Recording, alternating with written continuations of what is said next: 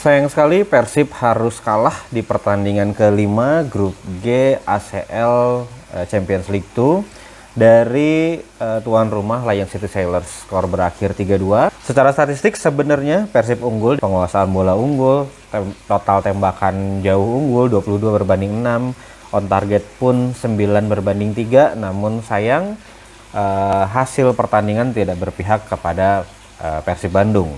Dari match momentum lebih terlihat lagi bagaimana dominasi Persib. Gol ketiga Lion City Sailors pun terjadi sayangnya pada saat justru Persib sedang dominan-dominannya nih melakukan penyerangan. Lalu analisa pertandingannya seperti apa secara taktikal kita bahas ya. Yang pertama dari formasi ya tidak banyak perubahan yang dilakukan oleh Bojan Hodak. 4-2-3-1, 3 di tengah, Mark Klok, Tom Haye, dan gelandang serangnya adalah Beckham Putra. Yang menarik sebenarnya dari sisi Lion City Sailors ada optimisme sebenarnya dari pas saya baca gitu ya, karena ternyata begitu lihat itu wah Ramselar nggak ada, Haris Harun nggak ada, lalu back tengahnya juga Wright karena memang akumulasi kartu tidak ada, sehingga yakin nih harusnya sih Persib bisa mengambil pertandingan ini gitu. Lalu line-up seperti apa? Tetap formasinya 5-4-1. Nah, di sini Denggi yang biasanya adalah gelandang bertahan, pada saat bertahan ditarik menjadi 3 back tengah, lalu posisinya diganti oleh Uyung ya. Nah, karena kehilangan Ramselar ya, biasa kan di opposition analysis yang video terakhir diinfokan bahwa Lion City Sailors itu menyerang dengan 2 cara, melalui crossing dari sisi sayap dan juga direct play dari back langsung ke depan gitu. Nah, karena sayapnya nih dua-duanya hilang nih, Lestiannya nggak ada, Ramselarnya nggak ada, jadi Lion City Sailors menggunakan direct play dari belakang. Mengisi posisi 3 back di belakang adalah Datkovic Tan dan juga Azman. Azman yang back kanan nih biasanya di pertandingan sebelumnya melawan Bangkok United, Azman dan back kirinya Costa itu kan maju ke depan nih gitu. Nah, ini Azmannya nggak, Azmannya mundur sebagai 3 back di belakang. Costanya tetap dia menjaga kelebaran di sisi kiri. Nah, yang menjaga kelebaran di sisi kanan adalah Anwar, back sayap kanannya gitu. Nah, jadi di pertandingan kali ini berbeda nih ternyata pada saat melawan Bangkok United, bagaimana Lion City Sailors itu menumpuk pemain di lini tengah gitu. Nah, di tengahnya itu jadi ada 3 pemain, ada Uyong, ada Pires dan juga Denggi. Lalu Tai-nya yang secara formasi ada di sayap kiri seperti biasa masuk ke tengah menjadi duet striker bersama Lopez, dan Tai dan Lopez ini bergantian nih, ada satu yang mundur ke tengah untuk ya sebagai decoy juga ya, karena Persib melakukan man to man marking sehingga ada satu back tengah yang tertarik ke tengah. Nah, ini seperti terlihat pada gol pertama gitu ya. Nah, di sini pada saat build up awal ketika Azmannya ini belum masuk ke tengah gitu ya, 3 pemain juga yang melakukan build up. Kali ini kipernya nih yang ikutan, Susak ikutan sebagai build up. Nah, Persib sendiri yang melakukan pressing hanya Anduyung saja. Lalu di tengah lagi-lagi Dengginya yang pada saat set awalnya dia sebagai back ikut di back tengah ya, sebelah kiri, dia maju ke depan mengisi lini tengah bersama Pires dan juga Uyong gitu ya. Nah, di sini ditambah juga sama Lopeznya itu mundur ya. Kalau tadi kan ada Tai sama Lopez, di momen kali ini yang masuk ke tengah adalah Lopez, dan itu menarik Matrikardi ikut maju ke tengah gitu ya. Sedangkan di sisi kiri Costa langsung maju ke depan untuk mengisi kelebaran kiri, dan di kelebaran kanan ada pemain nomor 7 Anwar gitu ya. Jadi posisi set play seperti itu. Nah, Persib sendiri melakukan man to man marking nih. Nah, jadi ya itu tadi ya, Matrikardinya ketarik oleh Lopez. Pemain tengahnya juga, pemain tengah dan pemain sayapnya juga fokus menjaga masing-masing satu pemain gitu ya. Nah, di sini juga ada catatan sih. Jadi Anduyungnya tidak melakukan pressing yang ketat ya kepada back yang melakukan di sini ada Tan ya yang akan melakukan direct play, tidak sama sekali tidak diganggu sehingga dia dengan leluasa melakukan umpan jarak jauh. Nah, di sini tadi Matrikardinya udah ketarik ya, lalu back kiri kanan dan Persib juga udah ketarik oleh sayap-sayapnya Lion City Sailors.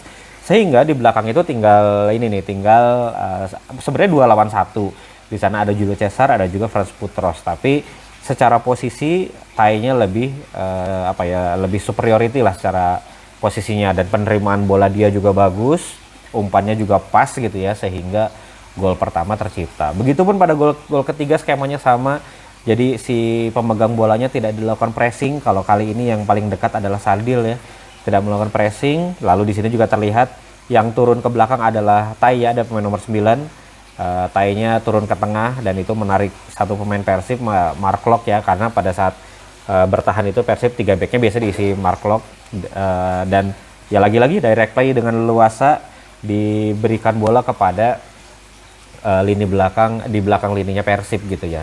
Nah, dan ya sayangnya Matrikardi gagal menguasai bola diambil oleh Lopez dan terjadilah gol. Kalau kita mau sebenarnya kalau mau nyalahin pemain gitu ya, pasti kan wah backnya jelek nih karena ya bola kayak gitu kok nggak dapat gitu. Nah sebenarnya dan di pertandingan, di akhir pertandingan ya, pada saat interview Bojan memang menggarisbawahi bahwa pertahanan Persib harus dipertanyakan gitu ya, karena bermain terlalu naif. Nah kalau saya lihat sih sebenarnya lebih luas dari itu, bukan cuma backnya aja. Pada saat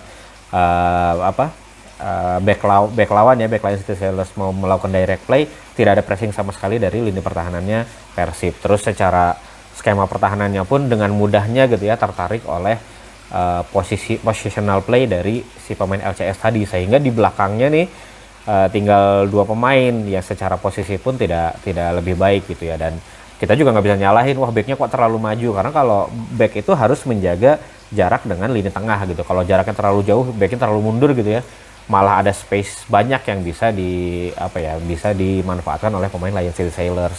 Jadi seperti itu, memang sangat disayangkan penyerangannya dari Lion City Sailors sebenarnya tidak banyak, bisa dilihat juga dari kipas dan asisnya ya, berdasarkan data dari AFC.com itu nggak banyak, dan memang kebanyakan adalah direct play gitu. Secara crossing pun yang biasanya di pertandingan melawan Bangkok mereka banyak ya, crossingnya 20 lebih ya, di pertandingan kali ini cuma 9, dan mayoritasnya juga gagal, hanya 1 di sini tercatat yang berhasil, itu pun cutback ya. Nah untuk Persibnya seperti apa? Persib sebenarnya menguasai pertandingan terlihat dari statistik tadi di awal ya. Mendominasinya seperti apa, utamanya adalah lini tengahnya itu benar-benar bisa menguasai pertandingan. Jadi pembagian tugasnya pun sangat jelas gitu ya. Mark Locke kalau kita tahu lah, kalau Tom Haye menguasai semuanya lah, dia yang memainkan ritme, dia yang sebagai playmakernya lah ya Tom Haye. Untuk Mark Locke sendiri di pertandingan kali ini lebih menjaga kedalaman, pada saat menyerang dia lebih banyak bersama dengan 2 back sebagai rest defense-nya gitu ya. Nah yang menarik adalah posisi Beckham sebagai attacking midfielder, walaupun tidak terlihat istimewa ya, tapi kalau kita lihat, kita teliti gitu ya, Beckham itu posisionalnya sangat bagus. Dia selalu berada di antar lini tengah dan belakangnya Lion City Sailors. Di sayap pun kerjasama antara para pemainnya udah berjalan dengan baik. Kalau di kanan William Barros dengan Frans Putros, di kiri Eliano dan juga kalau di sini di kirinya tuh Eliano dan Barros awalnya ya, di kanan Berginho dan juga Frans Putros. Itu mereka berkombinasi. Nah Beckham posisinya di mana? Beckham selalu jadi jembatan nih. Kalau nyerangnya dari kiri, Beckham memberikan opsi bagi Eliano atau siapapun ya yang ada di kiri sebagai opsi umpan. Selain ada juga di sisi kelebarannya ada bergantian antara Eliano dan juga William Barros. Di kanan pun begitu. Seperti terlihat di sini, ketika bola mau diarahkan ke kanan, Beckham mendekat tuh ke arah pemegang bola gitu. Walaupun di sini nggak jadi gitu ya, Frans Putrosnya nggak jadi lewat kanan.